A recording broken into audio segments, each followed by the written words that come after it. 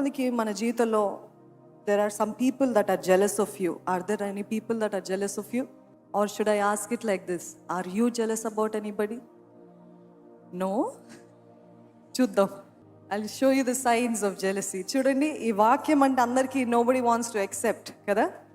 Nobody wants to accept that they are jealous of somebody. But I'll tell you the signs of jealousy. మనము Bible ఎన్నోసార్లు చూస్తామండి. We call it a minor sin. క్షమించలేని తనము, తిట్టడము, లేకపోతే ఇవన్నిటినీ కూడా చూసినప్పుడు అసూయ, ఈర్ష, ఎన్వి, ఇవన్నీ చూసినప్పుడు మనం అనుకుంటాము ఇది చిన్న పాపాలు, ఇది దేవుడు పెద్ద పట్టించుకోడు. It does not cause me to destruction, లేకపోతే నరకానికి వెళ్ళే అంత పెద్ద పాపము కాదులే అసూయ అని అనుకుంటారు. కానీ దేవుని దృష్టిలో అసూయ, ఈర్ష, ద్వేషము, జెలసీ అనేది చాలా పెద్దది, చాలా పెద్ద పాపం. మనం ఎక్కడ చూసినా మనల్ని చూసి అసూయపడేవారు ఉన్నారు, అవునా కదా? ఎందుకు ఇట్లా చేసుకున్నావు? నువ్వు మంచిగా కనపడు, నీ జీవితంలో మంచిదేమైనా కలిగి ఉంటే వెంటనే వాళ్ళ ఫేస్ రూపాలు మారిపోతాయి కదా. You see that kind of discontentment ఒకలాంటి. కొంతమంది నిజంగా జెన్యున్గా హ్యాపీగా ఉంటారు, అవునా? జెన్యున్గా నిజంగా నువ్వు ఫలిస్తే యథార్థంగా నీ బట్టి ఆనందించేవారు ఉంటారు. కానీ కొంతమంది అట్లా ఉండరు.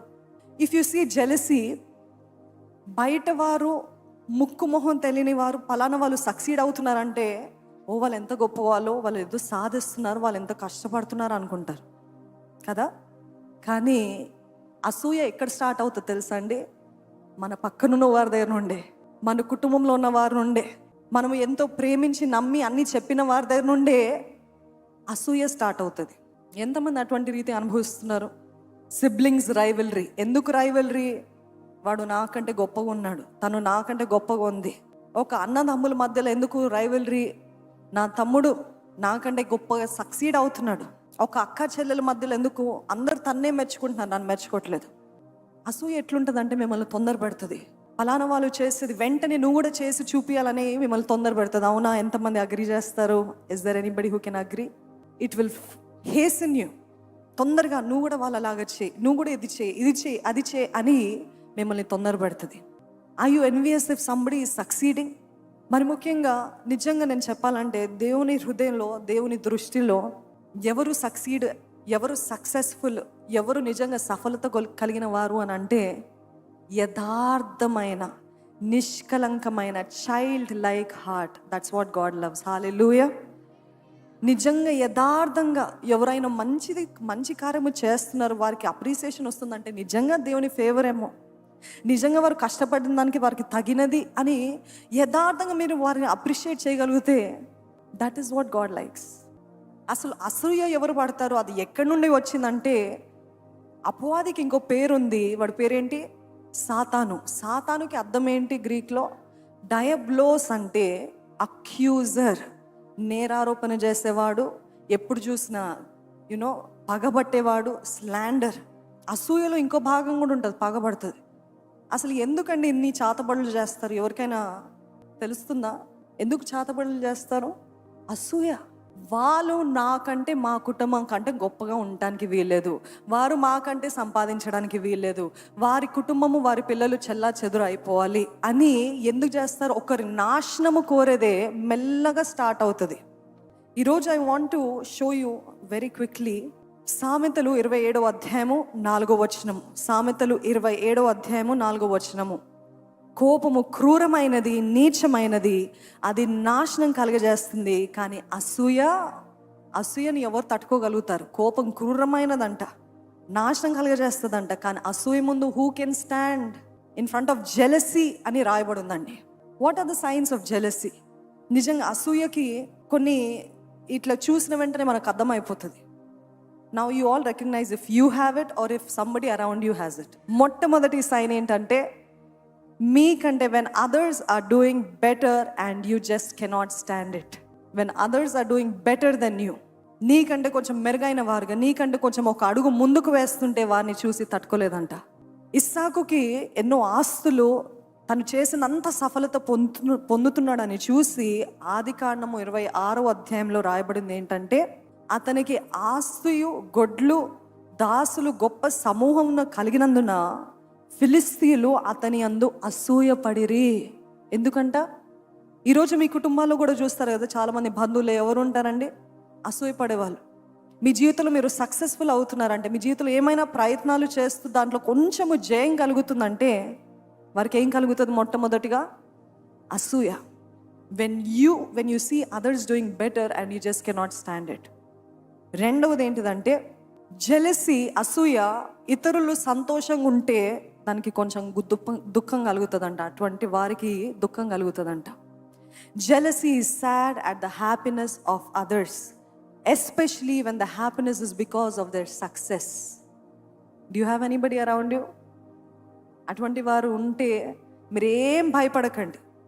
వారు మిమ్మల్ని చూసి బాధపడుతున్నారంటే చాలామంది ఏం చేస్తారు, వారు బాధపడతారని మీరు సక్సెస్ అవ్వకుండా తగ్గించుకుందాములే, లేకపోతే మన ప్రయత్నాలు ఆపుదాంలే, వాళ్ళు వెళ్ళాలని చాలాసార్లు ప్రయత్నాలు చేస్తారు. It's a big no.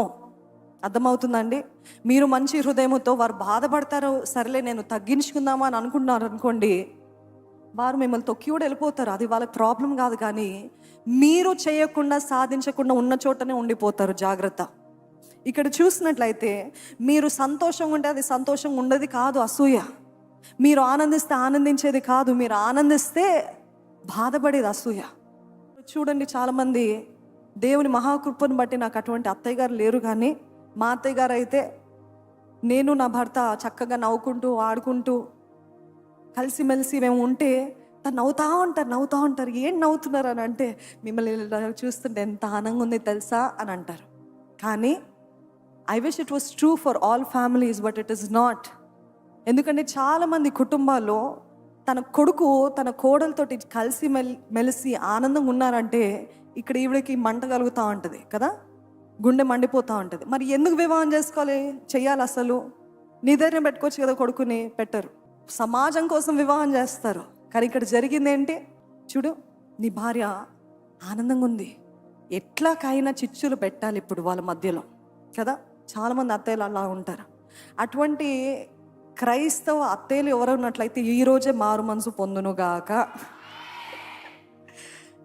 ఎందుకంటే చాలా కుటుంబాల గొడవలకి కారణం ఏంటంటే కోడలు కొడుకు ఆనందంగా ఉండటం చూసి అత్తయ్యలకి మండుతూ ఉంటుందంట.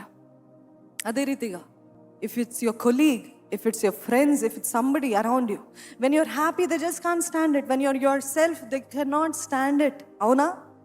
నువ్వు ఆనందంగా ఉంటే అసలు వాళ్ళకు ఒకలాంటి మెలికలు తిరిగిపోతూ ఉంటారు. That is because they're jealous. అది అసూయ. ఒకానొక ప్రదేశంలో ఎడారిలో ఒక సెయింట్ ఉన్నాడంట, భక్తుడు ఉన్నాడంట, చాలా భక్తిపరుడంట. ఇది ఒక కట్టు కథ, కానీ I want you all to get a point. ఆ ఎడారిలో ఆ భక్తుడు ప్రార్థనతోటే ఉన్నాడంట. అయితే దురాత్మలన్నీ ఆయన చుట్టూ ఉండి ఎంతో ప్రేరేపిస్తున్నాయంట, శోధన తెస్తున్నాయంట, డబ్బులు తెస్తున్నారంట, స్త్రీల ద్వారా ప్రేరేపిస్తున్నారంట, అన్ని రీతిలుగా ప్రేరేపిస్తున్నారంట. ఆయన అంత భక్తిపరుడు కాబట్టి అంత ఈజీగా లొంగలేదంట.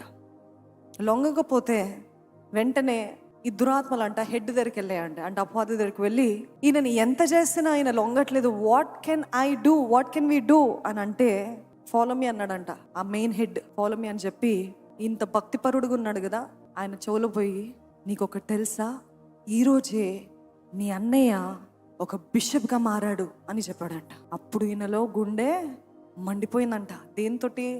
అసూయతోటి. నేను ఇంత భక్తిపరుడుగా, నేనట్లున్నా, నాకు రాలేదు బిరుదులు, ఆయనకు వచ్చింది బిరుదులు అని అసూయపడ్డాడంట. అప్పుడు ఆ అపవాది పోయి చెప్పాడంట దురాత్మలకి, చిన్న దెయ్యాలతో చెప్పాడంట, నవ్ యు అండర్స్టూడ్. ఏ పాపంకి పడట్లేదంటే అసూయకి పడతాడు, దేనికి లొంగట్లేదంటే అసూయ దగ్గరికి లొంగిపోతాడు అని చెప్పాడంట. అర్థమైందా? మూడోది ఏంటిదంటే, ఎవరైతే అసూయ పడతారో వారి నాశనాన్ని కోరుతారంట. అసూయ పడేవారి నాశనాన్ని కోరుతారంట. Seeks ruin of the people that they're jealous of. ఆదికాండము 4:7 చూసినట్లయితే, నీవు సత్క్రియ చేసిన ఎడల తలనెత్తుకుంటావు కదా, సత్క్రియ చేయని ఎడల వాకిట పాపము పొంచి ఉండును. కయీనుకి అసూయ కలిగింది. ఎవరిపైన?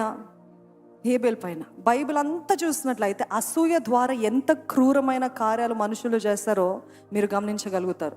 You are just thinking it is somewhere hidden inside my heart, it is not that serious. If I'm feeling jealous about somebody, it is not that a big deal. It's not a big deal. It's just somewhere everybody feels jealous. Everybody feels insecure. అని అనుకుంటున్నాను. No no no no, ఈయనకు అసూయ కలిగిందంట. హేబేలు అర్పణ దేవుడు అంగీకరించాడని, తిన అర్పణ దేవుడు అంగీకరించలేదని ఆయన మూతి ముడుచుకొని కూర్చున్నాడంట. నేను చెప్పట్లేదు, వాక్యంలో ఉంది. మూతి ముడుచుకొని కూర్చున్నాడంట. ఎందుకు అటువంటి పొడుగాటి ముఖం వేసుకున్నావు? వాట్ ఈస్ హ్యాపెనింగ్ అని అంటే, తనది అంగీకరించు, నాది అంగీకరించవా అని అంటే, దేవుడు అంటున్నాడు, నువ్వు సత్క్రియ చేస్తే నీకు అప్రిసియేషన్ రాదా? నువ్వు గొప్ప కార్యాలు చేస్తే నీకు అప్రిసియేషన్ రాదా? ఈరోజు మన జీవితాల్లో కూడా మనము పరీక్షించుకోవాల్సింది ఏంటంటే, వారెందుకు హెచ్చించబడుతున్నారు, వారెందుకు అట్లా, వారెందుకు నేను కూడా అదే చేస్తున్నాను కదా. No, there something wrong, there something that is missing, there something that you're losing on. అందుకనే మీకు ఆ ప్రతిఫలం రావట్లేదు, ఆ రివార్డ్ రావట్లేదు, లేకపోతే ఆ సక్సెస్ రావట్లేదు. వాళ్ళకెందుకు అట్లా అంటే, దేవుడు మీతోటి అటువంటి వారితో మాట్లాడుతున్నాడు. ఏంటంటే, నువ్వు కూడా చేస్తున్నట్లయితే, నువ్వు కూడా సత్క్రియ చేస్తున్నట్లయితే నీకు కూడా ప్రతిఫలం ఉంటుంది కదా. And don't forget the last line ఏంటంటే, వాకిట పాపము నిలిచి ఉండెను, నీ ఎడల దానికి వాంఛ కలుగును, నీవు దానిని ఏలుదువు. You must master. ఇక్కడ ఏలుదువు అని ఉంది, కానీ ఇంగ్లీష్లో ఎట్లా ఉంటుందంటే, sin crouches at your door. What is that sin? The sin of jealousy. It is crouching at your door. Its desire is for you. అంటే ఏంటంట, ఆ sin of jealousy నిన్ను పట్టుకోవాలని ఆశపడుతుందంట, నిన్ను ఓవర్ పవర్ చేయాలని ఆశపడుతుందంట. కానీ you must master it. You must master it. God won't do it for you. దేవుడు చేయలేడండి. మీ హృదయంలో అసూయ కలిగితే దేవుడు అది పెరికివేయలేడు. మీరు దాన్ని గుర్తించాలి. అవును, నాలో ఇది నాకు అసూయ కలుగుతుంది, నాకు ఒకలాంటి జెలసీ నాలో ఏర్పడుతుంది. You must recognise it. దాన్ని గుర్తించి దానిపైన నువ్వు అధికారం కలిగి ఉండాలంట. Hallelujah. You must recognise it and you must master it అని దేవుడు తానే చెప్తున్నాడండి. ఇది జెలసీకి అని కాదు. మీ జీవితంలో ఏదైనా ఒక పాపము, లేకపోతే ఒక వీక్నెస్, ఒక బలహీనత ఉన్నట్లయితే దేవుడు ఏమంటున్నాడంటే, అది వాకిట నిలబడి ఉంది. నువ్వు ఏదైతే ఎక్కువ కొడతావో, నువ్వు ఏదైతే ఎక్కువ చూస్తావో, నువ్వు ఏదైతే ఎక్కువ కావాలనుకుంటావో, ఆ ప్రేరేపణలే మీ చుట్టూ కలుగుతాయి. అవును కదా. ఏదైతే మీరు ఎక్కువ, ఇప్పుడు చూడండి, ఇన్స్టాగ్రామ్లో మనం ఏది ఎక్కువ చూస్తామో ఆ ఆల్గోరిథమే వస్తుంది. అవునా. యూట్యూబ్లో మనం ఏది ఎక్కువ చూస్తామో ఆ ఆల్గోరిథమే వస్తుంది. మీరు దేవునివి చూడండి, దేవునివే వస్తాయి.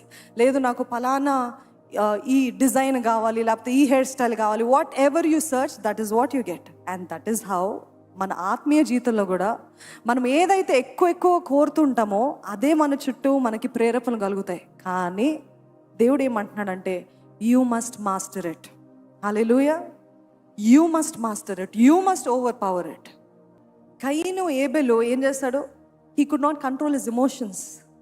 He couldn't master his emotions కదా. తన అసూయ, ప్రతిరోజు అసూయ పడుతూ అది ఏమైంది? కొండలాగా తయారైంది. అసూయ ఎక్కడికి లీడ్ చేస్తుంది? కోపానికి లీడ్ చేస్తుంది. కోపం ఎక్కడికి లీడ్ చేస్తుంది? నాశనానికి లీడ్ చేస్తుంది. సో ప్రారంభించబడింది మొదట అసూయ కాదు, ఇన్సెక్యూరిటీ. తనెందుకు, నేనేంటి ఇట్లా. Insecurity turn to jealousy, jealousy turn to anger, anger turn to destruction. Do you see the cycle? ఈరోజు మన జీవితాల్లో కూడా మనకి తెలీదు అలాగ ప్రారంభించబడుతుంది.